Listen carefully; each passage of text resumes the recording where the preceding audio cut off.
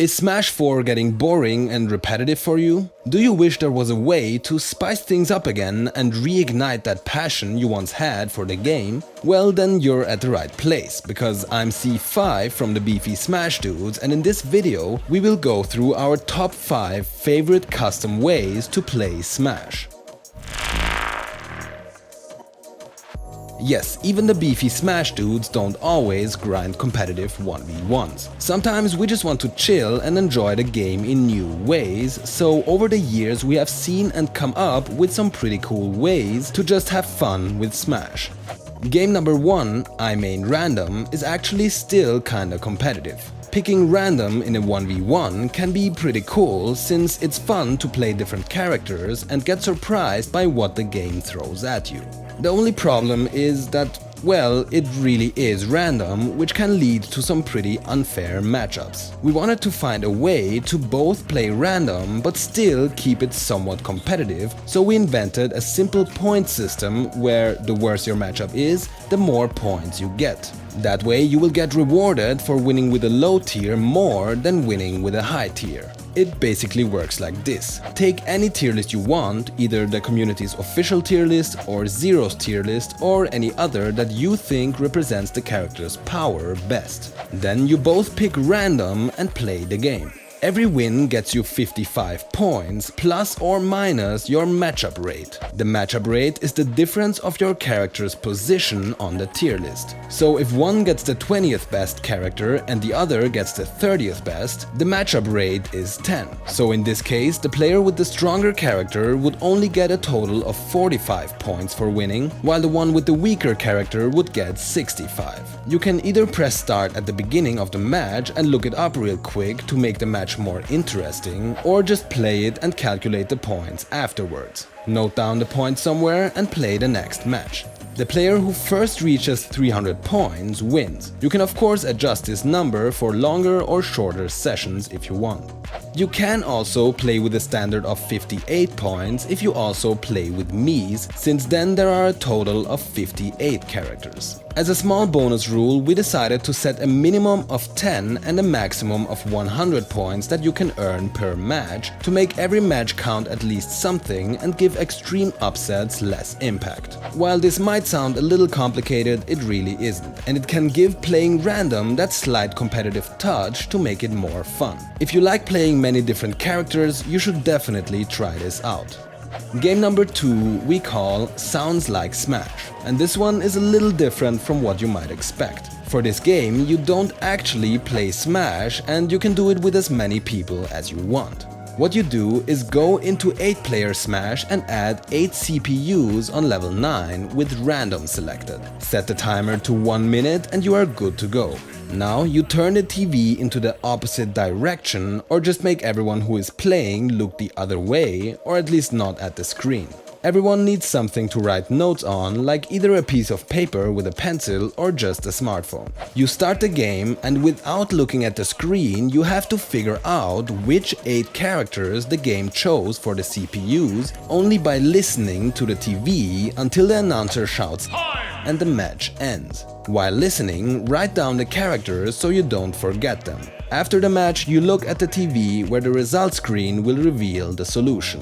I know this might sound stupid, but we tried it and it was actually really fun and harder than you might think, with so much going on at the same time. For every correct character you gain 1 point, and for every character you guessed wrong you lose 1. A character that you just didn't guess at all gives you 0 points. So for example, if you only guess 6 out of 8 and all of them are correct, you gain 6 points. Okay, now, so that you really understand how this game works, we will give you a short example. We will play 10 seconds of 8-player free-for-all without showing you the footage, and you have to figure out as many characters as you can.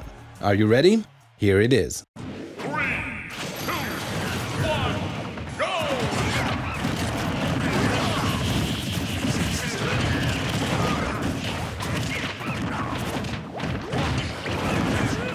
Tell us in the comments how many you got. Here is the solution. If you feel like 1 minute is too short, you can always add more time to the matches. This is definitely the perfect party game for a group of smashers that want to try something new. The third game is pretty casual but can be really fun. It's kind of a known thing already, but for those of you that don't know about it, here is the Ganon challenge. Our recommended number of players is 4, but you can play it with up to 8 people. All players, except for one, pick Ganondorf and team up against one poor victim, with team attack off. Every player has 3 stocks, and the one playing alone can choose any character and stage they want.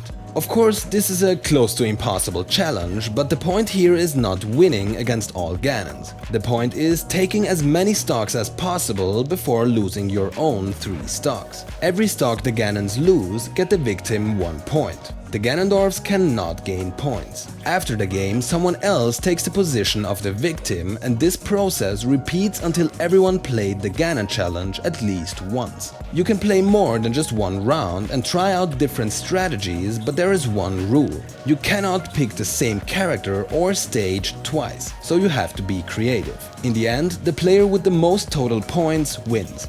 The strategies to take stocks from Ganons can vary, from running away with a fast character on a big stage to picking a very chaotic stage hoping that the Ganons eliminate themselves. Give it a try and find out who's best at fighting evil.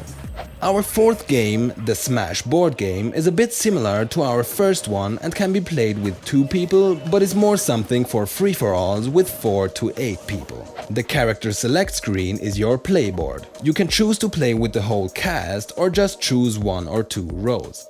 Every player starts by picking the first character and you just play your match, 1v1, doubles or free-for-all. For every stock you take during the match, you are allowed to move 1 step forward on the character select screen, and the character you land on is the one you have to play in your next match. As a little bonus, the actual winner of the match gets an extra point. This rule makes more sense in free-for-alls than in singles or doubles. The player who first reaches the end of the playboard wins. As an alternative, in free-for-alls, you can also not give points for kills, but for a player's placing in the match. 8th player gets 1 point, 7th gets 2, etc., and the winner gets 8. A disadvantage with this rule could be that players start camping around, only waiting for the other players to eliminate each other. But the advantage is that you really have to play well instead of just spamming smashes to get as many kills as possible. But of course, the decision is yours.